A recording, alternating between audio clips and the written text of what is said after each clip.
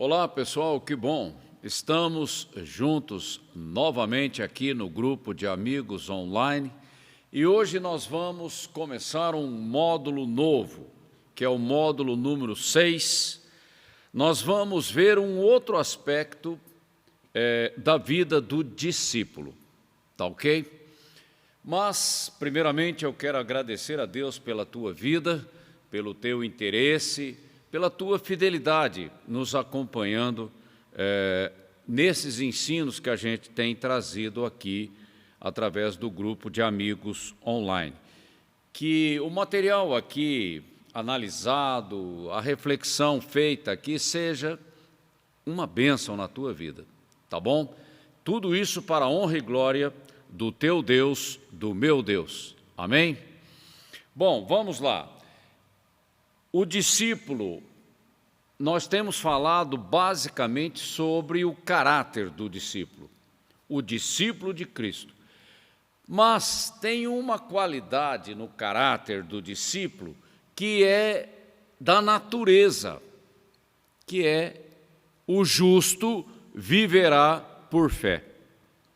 Então nós vamos analisar o tema da fé, tomando exemplos rápidos da jornada do pai da fé, que é Abraão, ok?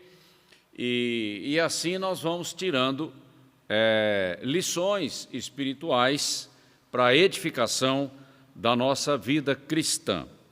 O justo viverá pela fé.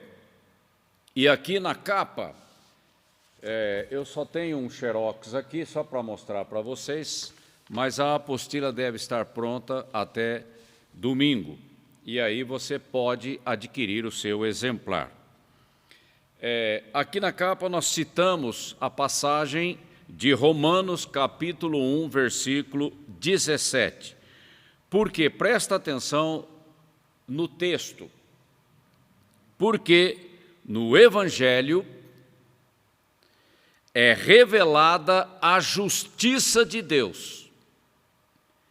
Uma justiça que do princípio ao fim, ou seja, do começo até o fim, é pela fé.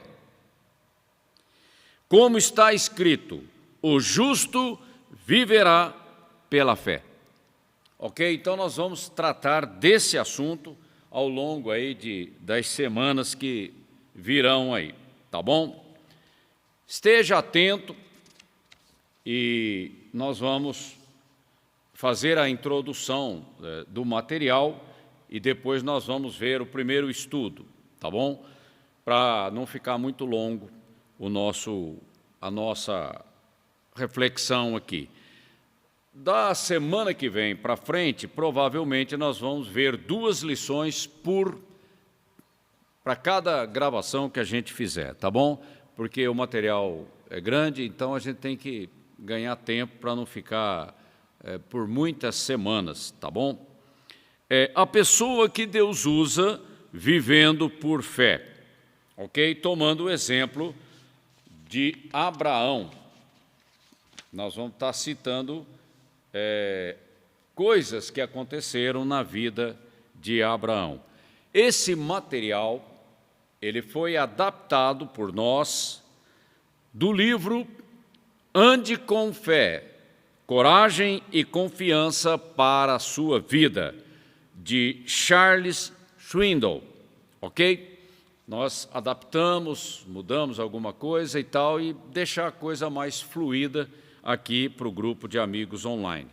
E esse material é muito interessante porque ele traz algumas questões para reflexão e é importante que no grupo de amigos online esse assunto seja debatido coletivamente, participativamente, todos participando e opinando, para que a gente consiga acertar os pontos, né, que ficam nebulosos na nossa vida, tá bom? Essa é a função do líder, de esclarecer as dúvidas, os pontos nebulosos na vida daqueles que estão ali no grupo de amigos online, tá bom? Eu cito alguns versículos aqui e e indico até a versão que é usada, para que você possa depois consultar outras versões que você tem, para você comparar, tá bom? Aqui eu cito Hebreus capítulo 10, versículos 35 a 39. Não rejeiteis, pois, a vossa confiança. Não é para desistir, não é para desanimar, é para manter. Que tem grande e avultado galardão. A nossa confiança, ela tem o galardão que está prometido pelo Senhor. Porque necessitais de paciência. Porque todos nós passamos por lutas, para que depois de haverdes feito a vontade de Deus, possais alcançar a promessa, a consumação da nossa salvação, não é? Não adianta nada nadar e morrer na praia. Não, nós vamos até o fim, e o fim da promessa de Deus para a nossa vida é o nosso corpo glorificado, morar com o Senhor no céu. Esse é o fim daquilo que Deus prometeu para nós. Porque ainda um pouquinho de tempo, e o que há de vir, virá, o Senhor Jesus Cristo, e Ele não tardará.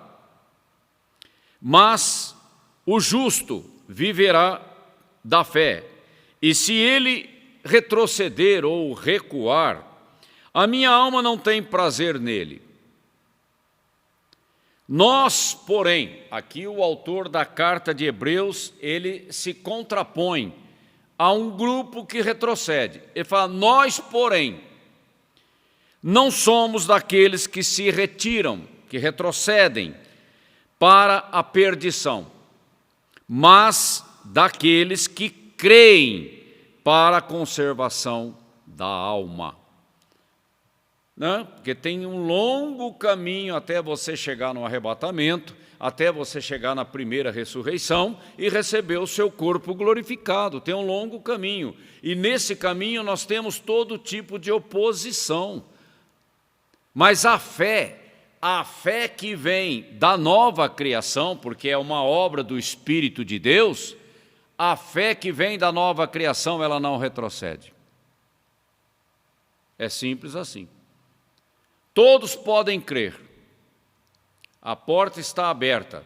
Uma vez que você entra, o Espírito de Deus habita em você. É o Espírito da fé do tipo de Deus. Porque é de lá que vem. E aí nós olhamos para a palavra, para as promessas da palavra, e aquilo é a realidade do próprio Deus e daquilo que Ele quer para as nossas vidas. Aí você sai desse mundo natural, dos sentidos, e vai para o mundo espiritual. O mundo espiritual só pode ser acessado através da fé.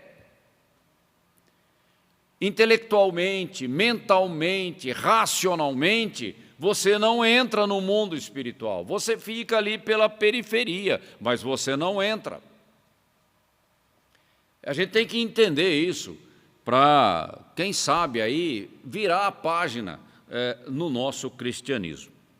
Um outro versículo que é citado aqui, eu estou só fazendo uma introdução. Lá em Salmos 84, 12. Senhor dos exércitos, bem-aventurado o homem que em ti põe a sua confiança. Ou seja, a nossa fé é direcionada para o Senhor e para a sua palavra. A nossa fé não é uma fé perdida, sem rumo, sem direção, sem fundamento. A nossa fé não é apenas uma questão emocional, de momento. Não, a nossa fé é firmada em Deus e na Bíblia. Ok? Então, isso tem que ficar claro para cada um de nós. Ok, então vamos introduzir o assunto depois desses dois versículos.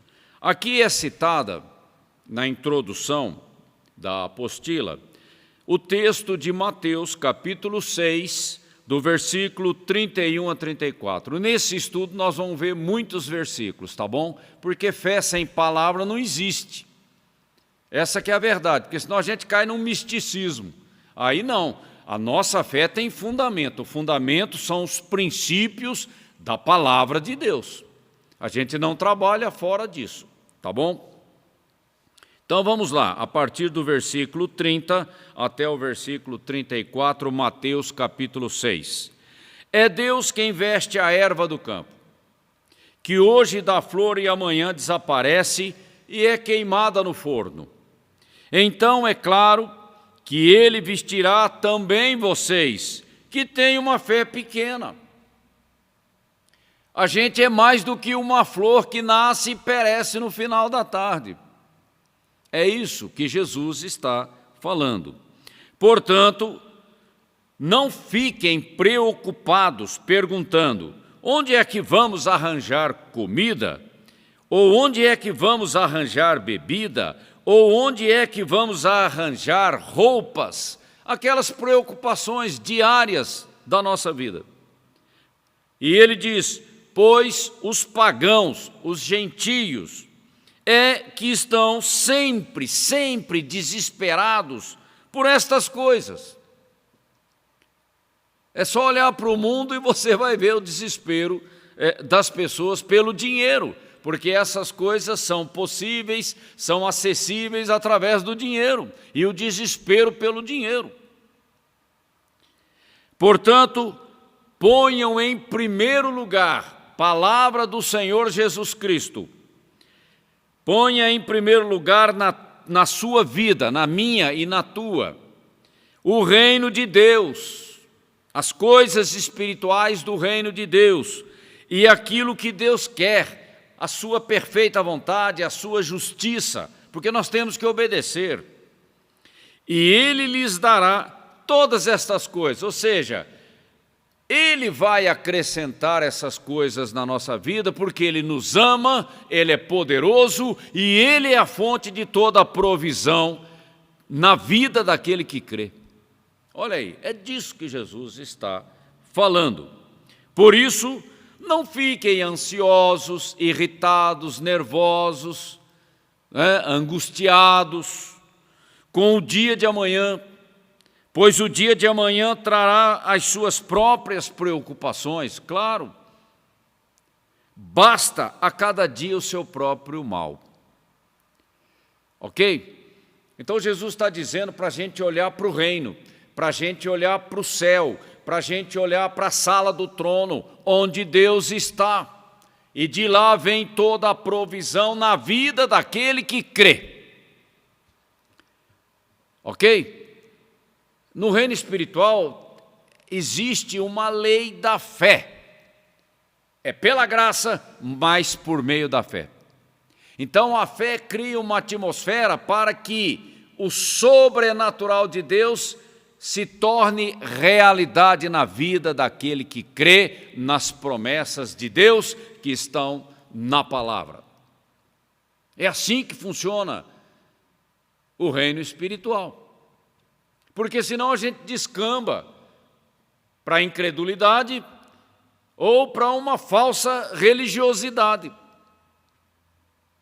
Como se através do mérito, de obras, eu pudesse ganhar o favor de Deus. A Bíblia não ensina isso. A Bíblia diz que as coisas de Deus são alcançadas pelo braço da fé. A fé vai e toma posse. É a fé que glorifica a Deus. A questão das obras da fé, que num determinado momento nós vamos discutir, é que a fé, ela produz milagres.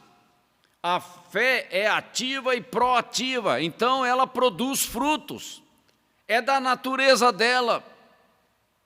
A fé de Deus cria novas realidades. É isso. Não é questão de mérito, de esforço, de seguir uma metodologia, de ser disciplinado. É lógico, essas coisas são importantes, mas o fundamento, a essência, é a natureza da fé, que vai lá no céu buscar a realidade da promessa para a minha vida. É assim que Deus é glorificado, é assim que eu experimento a boa, a perfeita vontade, a agradável vontade de Deus para a minha vida. Então tem que, ter um ponto de superação na minha vida, no meu cristianismo, para mim entender como que isso funciona. Porque frutificar, dar frutos para a glória de Deus, é por meio da fé.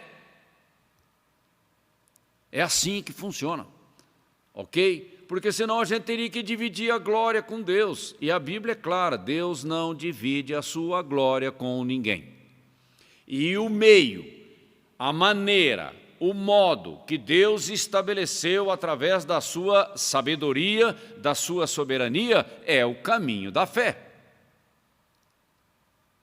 Ok? E nós vamos ver isso na vida de Abraão, que foi chamado pai da fé. Abraão. E Abraão é antes da lei. A gente não pode se esquecer disso, para não criar confusão, tá bom? E a nova aliança vem de promessas tremendas, maravilhosas, que Deus estabeleceu com esse homem, Abraão. É incrível como a gente, olhando, a gente percebe, né, algo embutido ali, porque a promessa foi dada, a promessa do Messias, do Filho de Deus, foi dada ao filho da promessa. E aí a gente vê toda uma guerra espiritual em função do plano de Deus através da vida de Abraão. Então a nossa tendência é pensar na fé como uma coisa que pudesse controlar o futuro. Não é? Porque ninguém conhece o futuro, então você acha que com a tua fé você controla o futuro.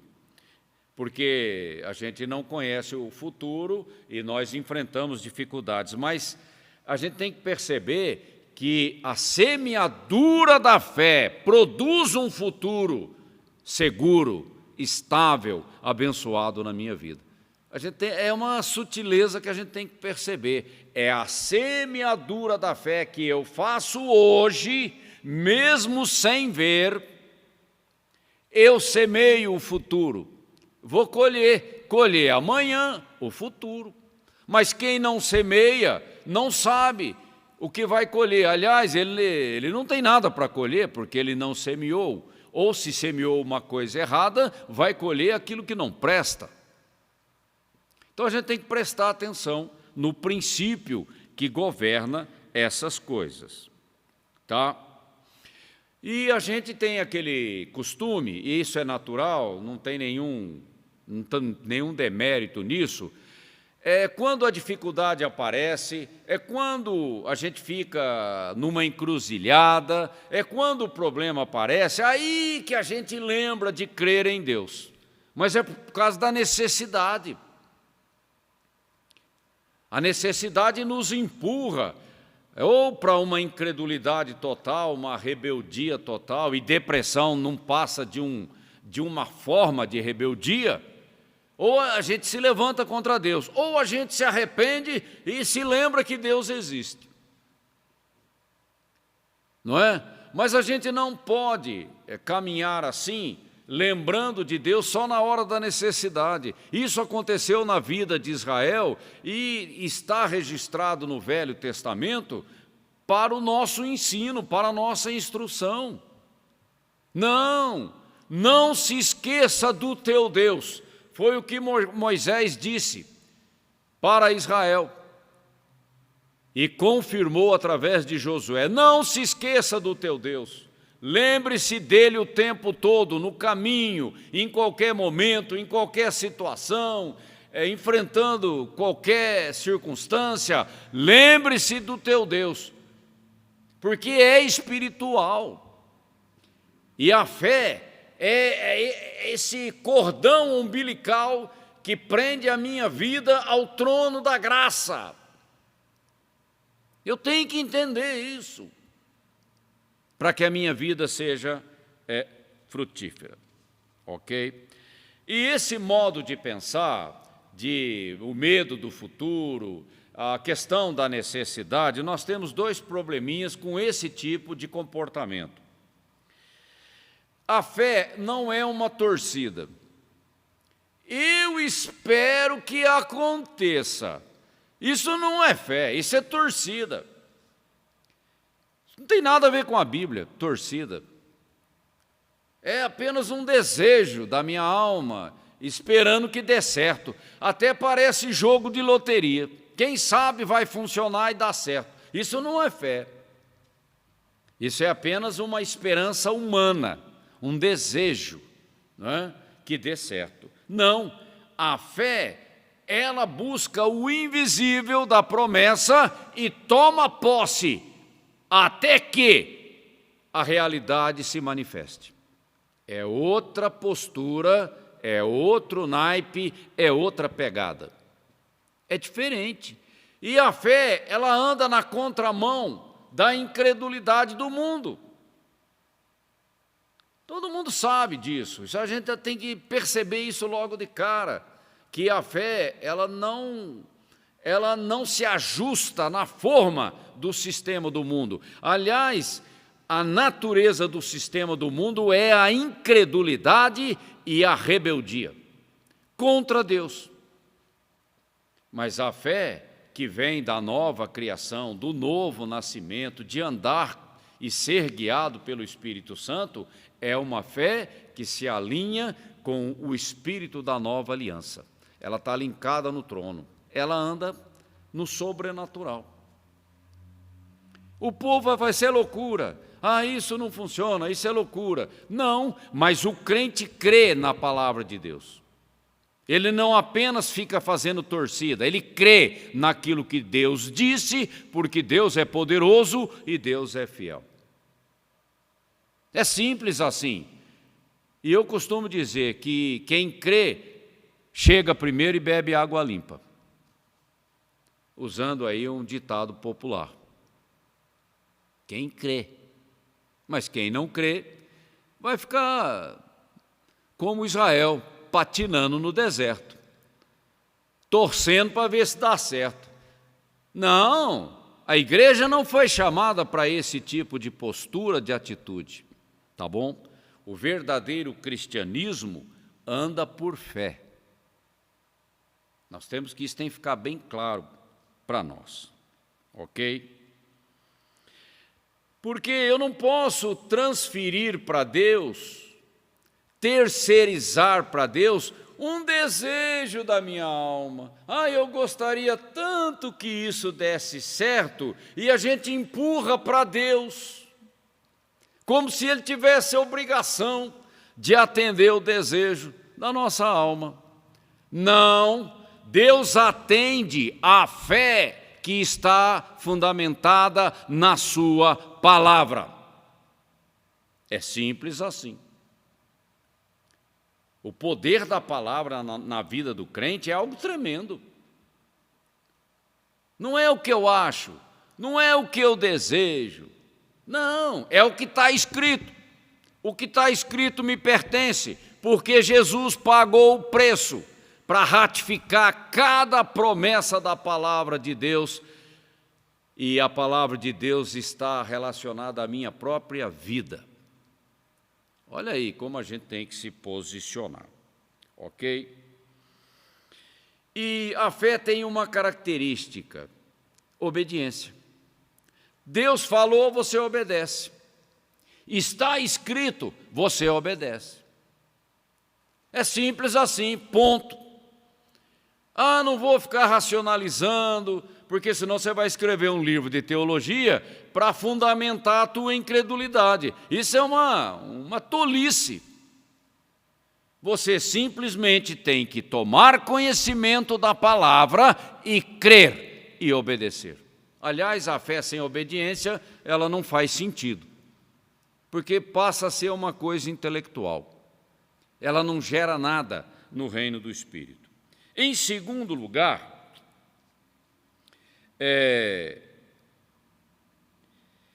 a fé não é apenas uma questão de controlar o futuro. A fé é uma semeadura que eu faço hoje para colher amanhã. Não é controle, é semeadura. É diferente. Controle ficaria numa coisa mística, esquisita. Não. Eu creio na promessa, tomo posse, vivo na realidade da promessa e ela se cumpre na minha vida porque Deus é poderoso, Deus é fiel e nenhuma mentira procede de Deus. Ok? E quando eu obedeço a Deus, eu começo a me alinhar com o padrão do céu, que é a minha semelhança ao Senhor Jesus Cristo. A santidade, o caráter, a prática do dia a dia na minha vida, alinhada, submissa à palavra. E o Espírito Santo age, e o material que o Espírito Santo usa é a palavra de Deus. Ele não usa outro material. Eu não posso sair fora, porque senão eu entro num campo de subjetividade que dá espaço para espíritos enganadores e toda a sorte de confusão no seio da igreja, na vida do crente. Não posso me afastar da realidade espiritual da palavra de Deus. E aqui no nosso módulo, Vivendo pela Fé, nós vamos estar olhando para a vida de Abraão e trazendo alguns fatos que aconteceram na sua jornada que mostram essa questão da fé na vida de uma pessoa. E, novamente, eu reafirmo, Abraão é antes da lei. Por favor, não esqueça disso, para a gente não entrar em confusão. Aqui é citado alguns textos de Romanos 4, Tiago 2, 14, 26, Hebreus 11, que depois você pode estar consultando na sua Bíblia. Nós temos que entender que o desafio que Deus trouxe a Abraão é um desafio de fé. Deus falou, ele creu e obedeceu. Deus é Espírito. Ele está numa outra dimensão. Como ele apareceu para Abraão, porque ali no capítulo 12 de Gênesis, fala que Deus falou com Abraão. Sai da tua parentela, sai da tua terra e vai para um lugar que eu ainda vou te mostrar. Como Deus apareceu, não está claro, a Bíblia não fala, mas que Deus falou com Abraão e ele ouviu. E Deus é Espírito. A maneira como Deus apareceu para ele, como foi essa manifestação, eu não sei. Mas Deus falou e ele ouviu. E se ele ouviu, é porque o coração de Abraão, né? Porque na verdade o nome dele é mudado depois. Abrão vem de uma família de idólatras. Mas Abrão estava preocupado, sensível, porque senão Deus não falaria com ele. Quem está displicente, negligente, distraído na vida, Deus não vai falar com ele. Então algo estava acontecendo no coração de Abraão e Deus percebeu aquilo. E Deus notou aquilo. É sempre assim, porque Deus olha a verdadeira motivação do nosso coração. A gente pode não entender muita coisa de teologia, de Bíblia, mas Deus olha para o teu coração. E Ele percebe algo interessante ali no teu coração, e aquilo chama a atenção de Deus. Ele vai falar com você, o Espírito Santo vai tocar na tua vida e vai falar com você. Mas você tem que criar um ambiente para ouvir. E quando Abrão tem esse encontro com Deus e ouve o chamado de Deus para a vida dele, aquilo mudou a vida dele. Abriu, descortinou uma visão espiritual no coração de Abrão. Até então o nome dele não tinha sido mudado. Tá? E a mesma realidade que Abrão enfrentou, eu enfrento e você também enfrenta. Se Abraão ouviu a voz de Deus, eu e você também podemos ouvir a voz do Espírito Santo,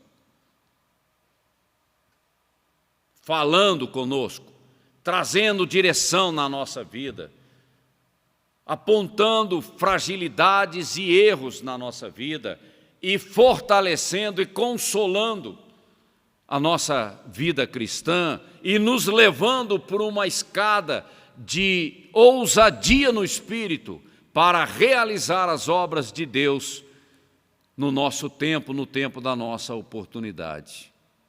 Mas será que o nosso coração está sensível para ouvir o Espírito Santo?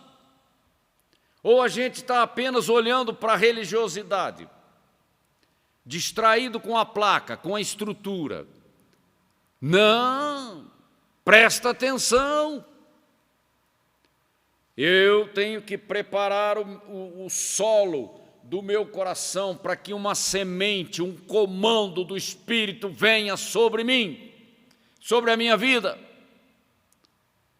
e eu possa responder ao comando do Espírito. Quem prepara o solo do coração sou eu. Nunca se esqueça disso, porque senão você vai terceirizar para Deus. Se Ele fizer, tudo bem. Se Ele não fizer, então não vai acontecer nada. Isso é um engano religioso. Eu preparo o solo do meu coração e o Espírito Santo é atraído pela atmosfera de adoração, de consagração, de rendição na minha vida, aí Ele vem e fala. Mas tem que ter algo lá dentro, borbulhando dentro de mim. Espírito religioso não atrai o Espírito Santo. Precisamos entender isso para a ficha cair, ok? E Deus quer fazer algo tremendo. Por aqui eu vou parar, tem mais versículos citados aqui na apostila que eu não vou introduzir pelo adiantado do nosso tempo aqui. Para concluir, é só essa introdução, depois a gente vê com calma o estudo no 1 e 2. Deus precisa, Ele quer, é uma urgência, Ele precisa fazer coisas tremendas na terra neste tempo da nossa geração, porque o tempo da igreja está acabando. O arrebatamento está às portas. E o que eu tenho? O que eu tenho feito para Deus? E quando eu falo de servir a Deus, é servir pessoas, começando lá na sua casa, no trabalho, na rua, aqui na igreja, na vida dos irmãos. Quem sabe Deus te levantando para um ministério e colocando uma unção sobre a tua vida e usando você como um canal de poder neste tempo da tua vida. É assim que funciona para a vida de qualquer um. Mas eu tenho que preparar o ambiente do meu coração para ouvir o chamado do Espírito Santo na minha vida. Quando eu falo de chamado, eu estou indo além da salvação. Não é apenas um chamado para a salvação, mas é um chamado para servir a Deus. Utilidade na casa do Senhor é muito mais do que salvação. Aliás, o chamado para servir a Deus é fruto da salvação, não é? Porque Deus chama pessoas salvas para servi-lo, ok? Mas eu estou enfatizando esse aspecto para separar uma coisa da outra. Se você é salvo para ficar sentado num banco de igreja, acomodado, você só tem a primeira parte. E a segunda parte, que é servir a Deus, cheio do Espírito, incendiado pelo Espírito, preocupado com as vidas que estão perecendo, porque essa é uma questão do amor de Deus derramado no meu coração, esse espírito da compaixão pelas almas. Então Deus chama quem está motivado é aquilo que eu tenho dito, disposto e disponível para servir a Deus. Aí o Espírito Santo fala, aí o Espírito Santo derrama unção, aí coisas começam a acontecer na tua vida e através da tua vida. Ok? Vamos ficar por aqui. Eu quero que você esteja de coração quebrantado, ouvindo essas coisas que nós temos, que nós vamos falar aqui ao longo dessas semanas que virão aí pela frente. Quebre toda a resistência, todos os paradigmas da religiosidade você já vai quebrando por iniciativa própria, para que o novo venha na tua vida. A revelação, o rema que vem do céu, entre na tua vida, transforme a tua vida e te leve para um novo patamar de servir a Deus. Ok? E que você tenha uma semana desafiadora para usar a tua fé. Não retroceda não, enfrente o inimigo, enfrente as dificuldades no nome de Jesus, o nome que está acima de todo nome e que foi delegado a todo aquele que crê. E Deus é fiel, Ele honra a tua fé, ok? E que você tenha muitas oportunidades de exercer a tua fé abençoando pessoas, porque a fé opera pelo amor, o amor pelas vidas. A fé opera no sentido de abençoar as pessoas e que esse fruto maravilhoso na vida delas seja para honra e glória do nome de Deus e muitas ações de graça sejam levantadas ao nosso Senhor. Ok? Que você tenha uma semana abençoada e eu conto com você a semana que vem. Deus te abençoe.